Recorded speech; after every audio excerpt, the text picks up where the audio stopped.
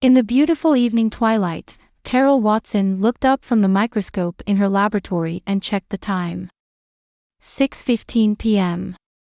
She'd stayed later than planned again today. She hurriedly removed her lab coat, grabbed her bag, said brief goodbyes to her colleagues, and left the research facility. "I have to make it to Amy's piano recital," Carol muttered as she got into her car. On her hand gripping the steering wheel, a faint mark remained where her engagement ring once shone. Even after 5 years since the divorce, the trace hadn't completely disappeared. 20 minutes later, she slipped into the elementary school auditorium. Her daughter Amy had just finished her performance, and the audience was applauding. Carol stood by the wall, watching proudly as her 12-year-old daughter took a deep bow. Amy's long brown hair reminded Carol of herself as a child. "Mom! You came!" After the recital, Amy ran to her mother. "Of course. I only caught the end, but your performance was wonderful," Carol hugged her daughter. On the drive home, Amy eagerly talked about events at school. Although Carol was tired, she nodded and listened attentively to her daughter's stories. This was her daily routine, working in the lab as a capable researcher at a pharmaceutical company during the day, then struggling as a single mother in the evening. When they arrived at their apartment, Carol prepared a simple dinner. While doing her homework, Amy talked a little about her upcoming weekend visit with her father. "Dad and Linda are taking me to Disneyland," Amy said with a somewhat unenthusiastic tone. Carol paused for a moment, knife in hand. "That sounds like fun," she tried to respond cheerfully. The divorce from Greg hadn't been amicable, but they maintained basic courtesy for Amy's sake. Her ex-husband picked Amy up once a month for the weekend and brought her back Sunday evening. This arrangement had been kept for 5 years. However, things subtly changed when Greg started dating a woman named Linda Morrison 2 years ago. Linda showed an unusual interest in Amy, sending expensive gifts when it wasn't her birthday and showing up at her school events. "Linda really praised my drawings again. But..." Amy poked at her pasta with her fork. "It feels strange." "What do you mean?" Carol asked carefully. "She's trying to be really close to me. But it doesn't seem genuine. She calls me my daughter even though she barely knows me."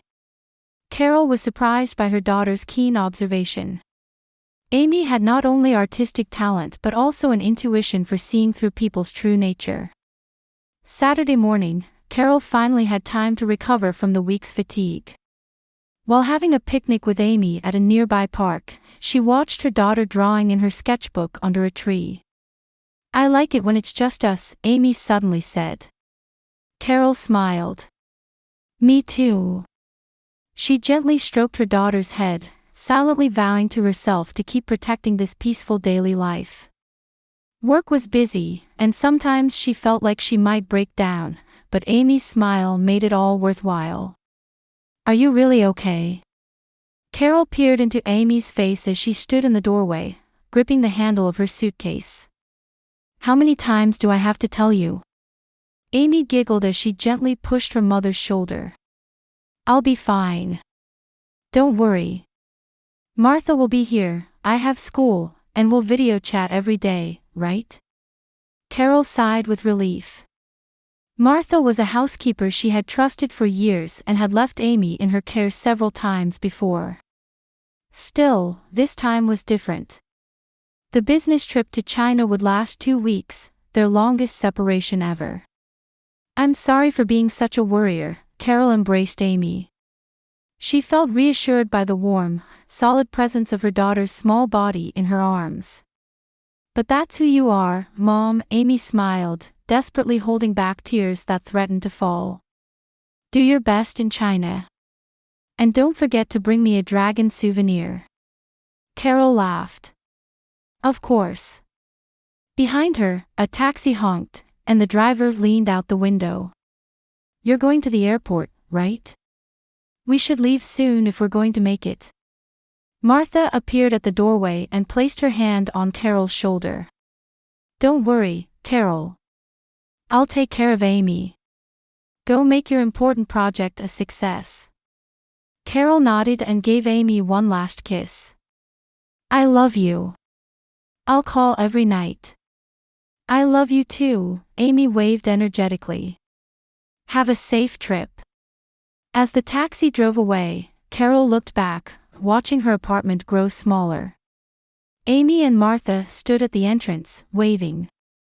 She imprinted the scene in her mind, Amy in her green dress, her brown hair swaying in the wind, and her bright smile. The conference in Shanghai went better than expected. Carol's team's presentation on their newly developed drug was met with great interest from Chinese investors, and she received praise from company executives. During her 2-week stay, she video called Amy every night, listening to stories about school and cookies baked with Martha. Come home soon, Amy said in a small voice to the camera on the night before departure. I miss you. Just one more day, Carol answered gently. I'll be home tomorrow night. And I got you a dragon souvenir. Amy's face brightened. Really? Show me. Carol laughed and shook her head. That's a secret. Something to look forward to tomorrow. The next day, Carol boarded her return flight with a cheerful feeling. Looking at the sunset floating above the clouds through the window, she felt a sense of relief. Having completed her mission, she was now returning to her beloved daughter. Nothing could make her happier. After arriving in New York and clearing immigration, Carol hurried through the airport lobby, pulling her suitcase. On her way to the taxi stand, she stopped at a souvenir shop and purchased an additional small stuffed animal for Amy. 327 Murray Street, West Village, please, Carol told the driver after getting into the taxi. Looking at the passing scenery through the car window, she took Amy's souvenirs out of her bag, an intricately crafted red dragon figurine and the panda stuffed animal she had just bought. She could picture Amy's delighted face. Almost home, Carol whispered to herself. The taxi moved through Manhattan's crowded streets, approaching her apartment. Dusk was falling, and street lights were beginning to illuminate one by one. Is this okay? The driver stopped and turned around.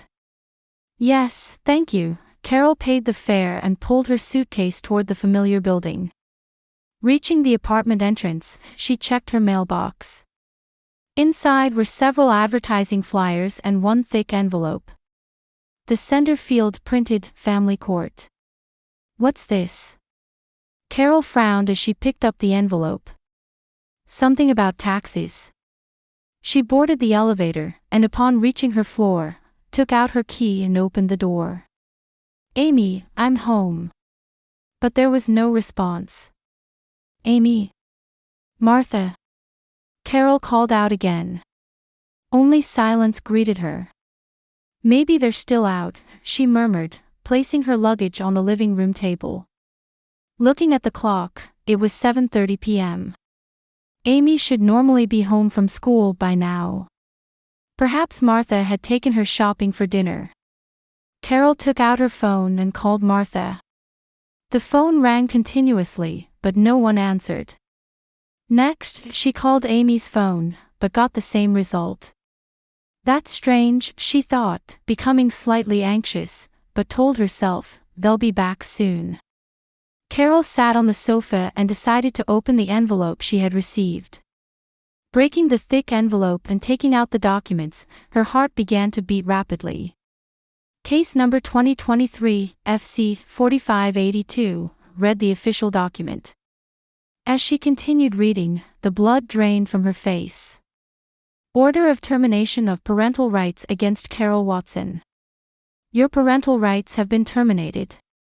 You are forbidden from contacting the child. The words danced before her eyes, becoming meaningless. Reasons cited included serious child neglect and emotional abuse. Reading further, she saw phrases like, as a result of an emergency hearing, and decided in the absence of the defendant. This is a mistake, Carol said in a trembling voice. This can't be happening. She tried to stand up but stumbled and collapsed on the floor. Her head was spinning and her vision narrowing. Feeling the signs of a panic attack, she desperately tried to regulate her breathing. A few minutes later, Carol was finally able to stand. She rushed to Amy's room, where an even greater shock awaited her. The room had been cleaned out, and Amy's belongings were gone. The drawings that had decorated the walls, the stuffed animals on the bed, the sketchbook on the desk, all had vanished without a trace. As if no one had ever lived there. "Amy!" Carol cried out. Taking ragged breaths, she called Martha again. This time someone answered. "Hello? Martha? Where are you? Where's Amy?" Carol demanded. After a moment of silence, a cold voice responded. "I don't work for you anymore. Goodbye, Carol." The call ended. Carol tried to call back, but a message played, "This number is no longer in service." With her mind going blank, Carol dialed Greg's number with trembling fingers. Her heart pounded violently as the call rang. "Greg, where's Amy? What's happening?" Carol asked, barely able to breathe. "It's the court's decision," Greg's voice was cold. "Amy is with us now." "What do you mean? Why would such a thing happen?" "Because you abandoned your child. Left her behind for 2 weeks. It was a business trip. You knew that. Martha was here, and I called every day." "It's too late, Carol," Greg's voice grew distant. "It's the court's decision." The call ended. Carol stood in shock. But that was impossible. Because strange incidents from before her trip flashed through Carol's mind like a montage. Amy saying, "A strange woman keeps staring at our house." Martha reporting, "Lately, odd mail has been coming in your name," and that suspicious figure captured in the background of photos Amy had taken. It had all been planned. Something happened during these 2 weeks. Someone had taken advantage of her absence to steal her beloved daughter. Carol collapsed on the floor, staring at the ceiling. Tears streamed down her cheeks. But along with the sadness, something else was beginning to grow inside her. Anger. And determination. "Amy," she whispered. "I will get you back." Carol took her phone from her pocket and dialed the number of her lawyer, Jane Foster. Jane's voice remained calm even over the phone. She was the lawyer Carol had hired during her divorce, and her sharp judgment and unwavering conviction had been a great support to Carol. "But Amy is..." Carol's voice trembled. "We will get your daughter back," Jane said with a determined tone. "First, bring those documents to my office." "Can you come now?" Carol looked at the clock. It was nearly 9 p.m., but she answered, "I'll come right away." 30 minutes later, Carol sat on the sofa in Jane's office, receiving a warm cup of coffee with shaking hands. Jane carefully read the court documents, frowning. "This is strange," Jane said. "There's evidence that an emergency hearing took place, but the lack of notification to you is a clear procedural violation. And the date of this hearing, it coincides exactly with when you were in China. So they knew I couldn't attend," Carol said bitterly. "That's not all," Jane pointed to another page in the documents. "This statement. It's supposed to be from Amy's teacher, but the signature, something's off." Carol leaned forward to look. Indeed, the signature supposedly from Sarah Johnson bore no resemblance to her teacher's handwriting. "I'll contact Sarah," Carol said. "It's too late tonight. Call her first thing tomorrow morning. Meanwhile, I'll investigate the court records immediately. There must have been some fraud." It was past midnight when Carol returned to her apartment. Standing before Amy's empty room, she decided to sleep there tonight. Lying on her daughter's bed, inhaling the faint remnants of her scent, Carol rested her exhausted body. The next morning, as the first light streamed through the window, Carol awoke. She immediately grabbed her phone and called Sarah Johnson. "Hello," she answered in a sleepy voice. "It's Carol. I'm sorry for calling so early." Sarah's voice instantly became alert. "Oh, I'm glad. I was trying to contact you. I was worried about Amy." "What do you mean?" "She recently transferred schools. 2 weeks ago, Greg and Linda came with legal documents." "What did they say?" Sarah hesitated. "They said you had died in a car accident." Amy also said Mom died in an accident. Carol gasped. "I'm alive." "That's a lie." "I thought so." Sarah's voice was mixed with relief. I sensed something was off in her eyes. She didn't seem to fully believe it. But what could I do? "They had legal documents." "Do you know where they moved to?" "Unfortunately, they didn't tell me the details. They just said it was for the family's new beginning." After hanging up, Carol reported the situation to Jane. The lawyer took immediate action. "I'll file an emergency petition with the court. And I'll contact the police as well." That afternoon, Carol was reviewing photos of Amy from before the trip in her apartment. Amidst her mixture of sadness and anger, her attention was suddenly caught by the background of a photo taken with Amy's smartphone. A photo of Amy laughing with friends in front of school. And standing a little distance behind them, a woman. Carol enlarged the image. Linda. With trembling fingers, she scrolled through other photos. The picnic in the park, the shopping mall, in front of the movie theater, in various places, the same woman was watching them from a distance. They had been stalked. That night, there was a knock at Carol's apartment door. When she opened it, Police Officer Mike Johnson was standing there. "Carol Watson. I received a call from Jane Foster." Carol nodded and invited the officer inside. She showed him the photos she had discovered and the court documents. To be honest, Mike said, looking at the photos, this alone would be difficult to prove as a crime. "It's weak evidence of stalking."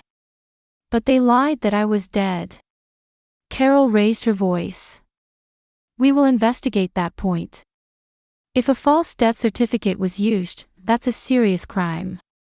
After Mike left, Carol was exhausted but couldn't sleep.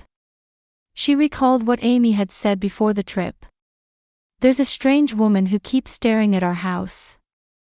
At that time, Carol had dismissed it with, "It must be your imagination."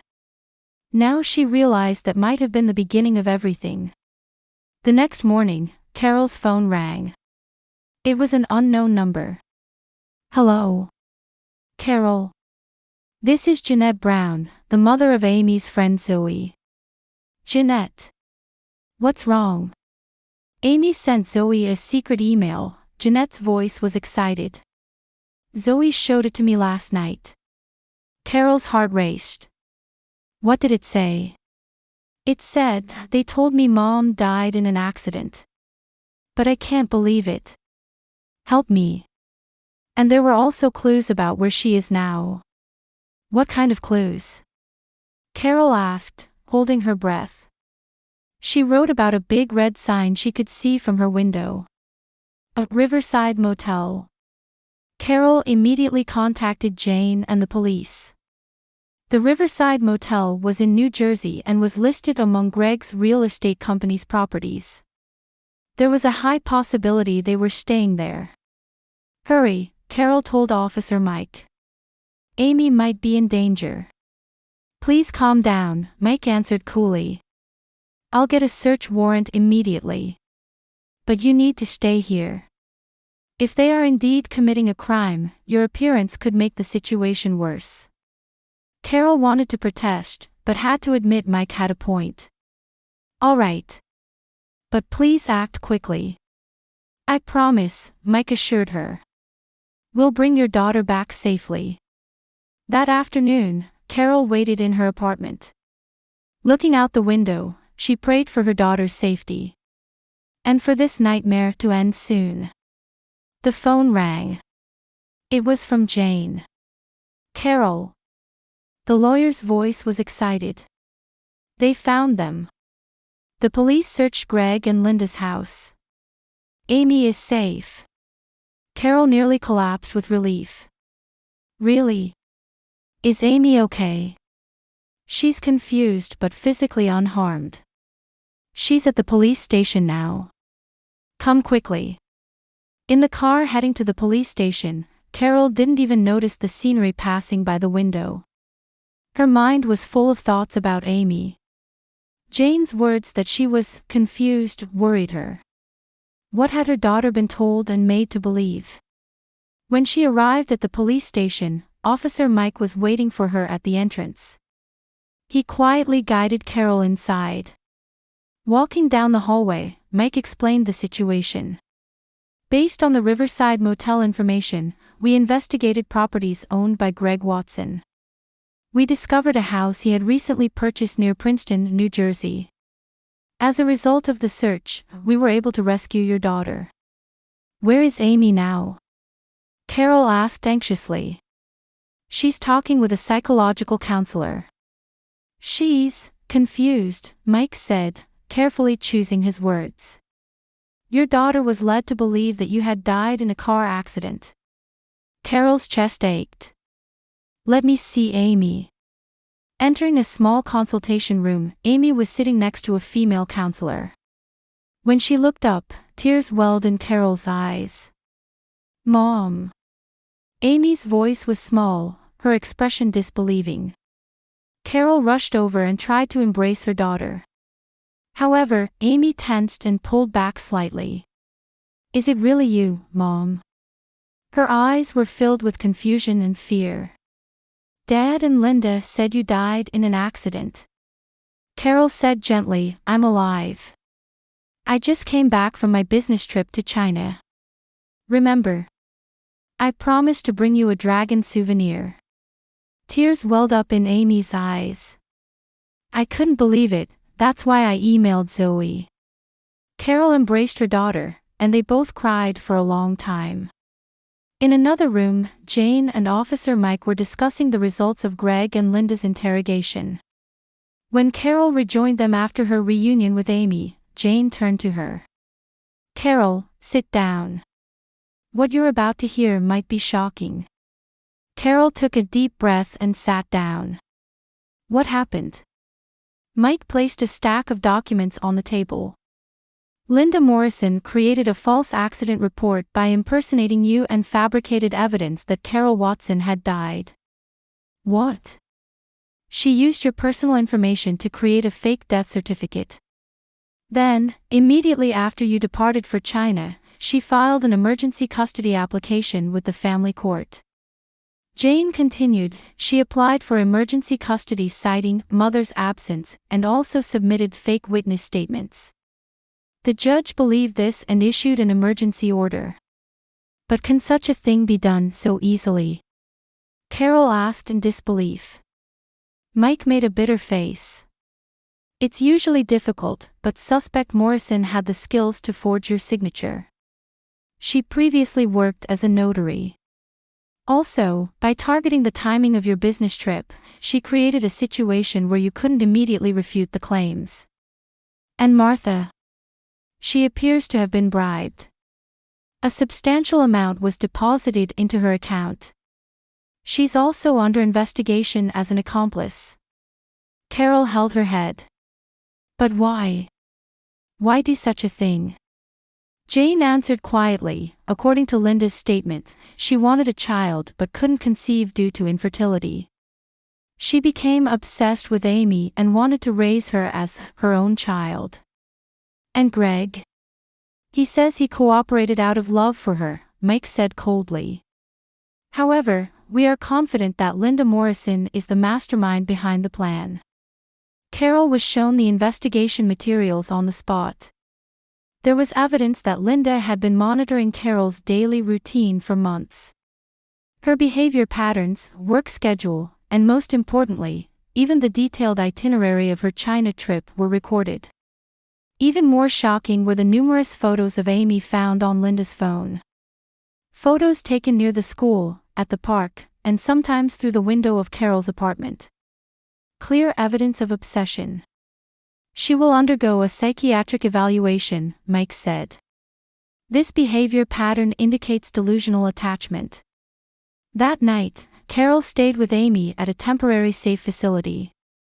Her apartment was off limits for a while due to the investigation. Amy was exhausted and quickly fell asleep. Carol gazed at her sleeping daughter's face, reflecting on the events of the past few weeks. Why didn't I notice? She blamed herself.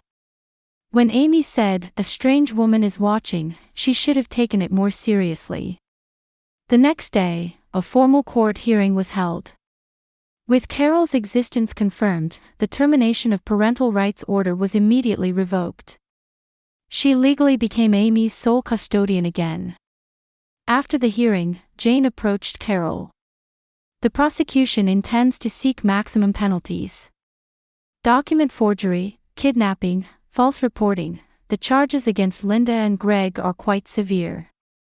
How long could their sentences be? Linda, as the mastermind, will likely receive at least 10 to 15 years. Greg, as an accomplice, should be prepared for 5 to 10 years. Carol gazed out the window. All I want is to live peacefully with Amy.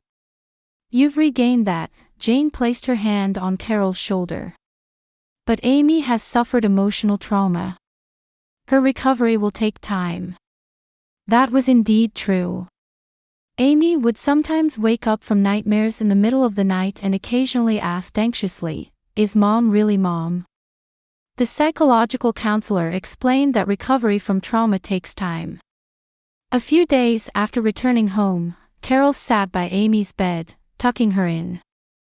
"Mom," Amy said in a small voice, "that day when Dad and Linda came to pick me up, Martha said, something unfortunate happened to your mother. I didn't believe it right away. Because you were video calling me every night." "And then?" Carol gently asked. "But the next day, Dad came with someone from the police and said Mom had an accident. I got scared." Her voice trembled. Carol embraced her daughter. "It's okay now. I'll never leave you again." That night, after Amy fell asleep, Carol sat on the living room sofa, staring at the photo in her hand. It was the last photo she had taken with Amy before the trip. She placed the photo on the mantelpiece and quietly vowed, "From now on, I'll be more vigilant. To protect you." On a morning after the rain, sunlight streamed through the window. Carol was making coffee in the kitchen, staring at the calendar. A year had passed since that incident. "Mom, I'm nervous about today's exhibition." Amy came down the stairs in her pajamas. Now 13 years old, she had grown a bit taller, and her expression showed more composure than before. "You'll be fine," Carol smiled. "Your paintings are wonderful. Everyone will be moved." Over the past year, their lives had been slowly but surely repaired. With the support of a therapist, Amy began expressing her experiences through her art. Her works gradually changed from dark tones to bright colors, and a local art teacher noticed her talent and expressiveness. Today was the day Amy's work would be displayed at a young artist's exhibition at a local art gallery. "Call me when you're ready," Carol said. "We plan to go to the gallery at 11. After Amy returned to her room, Carol gazed out the window, reflecting on the past year. The trials of Linda and Greg proceeded swiftly, and both were found guilty. Linda received a 12-year prison sentence for kidnapping, document forgery, and obstruction of justice. Greg was sentenced to 7 years as an accomplice. For her daughter's sake, Carol had minimal involvement in the trial. Amy didn't need to testify in court. A video-recorded testimony was used instead. During the trial process, Linda also underwent a psychiatric evaluation. She was diagnosed with a delusional personality disorder and reported to be under the influence of surrogate delusion stemming from infertility issues. However, the judge did not accept this as a mitigating factor and severely condemned her planning and cruelty. Martha was also judged as an accomplice and received a suspended sentence. She deeply regretted succumbing to financial temptation and cried throughout the trial. Initially driven by anger and vengeance, Carol found these emotions fading with time. Now her heart was occupied with Amy's recovery and their future. She continued her work at the pharmaceutical company but adjusted her working hours to spend more time with her daughter. She also began volunteering for a nonprofit organization called Protecting Children's Rights, supporting families who had similar experiences. By transforming her own suffering into a force to help others, she herself was also healing.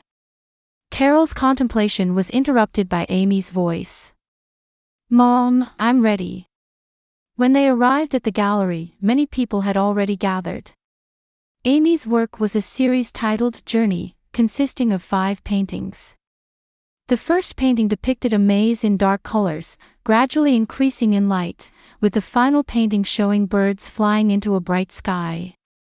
"Wonderful," a local art critic told Amy. "The depth of expression is beyond your age."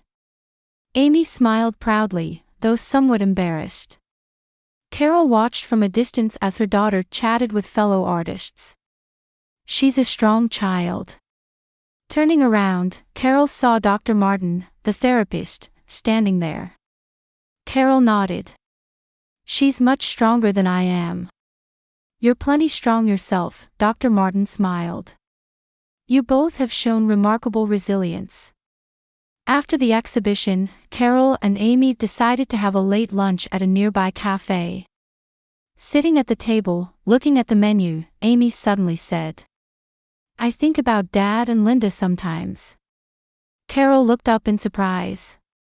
Until recently, Amy had avoided talking about those two. "In what way?" she asked carefully. "Dad used to be kind, right?" "He loved me," Amy said, looking out the window. "I wonder why he changed." Carol took a deep breath. Sometimes people make wrong choices for the people they love.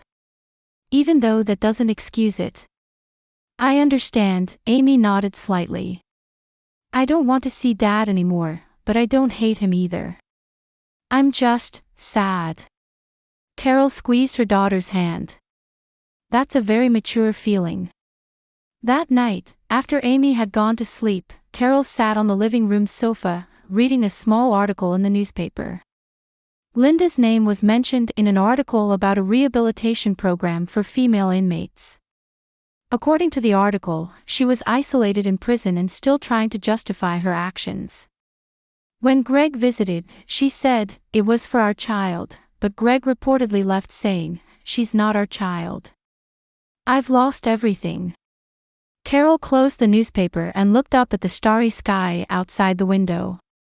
Her and Amy's wounds hadn't completely healed yet, but the two of them had begun walking forward together.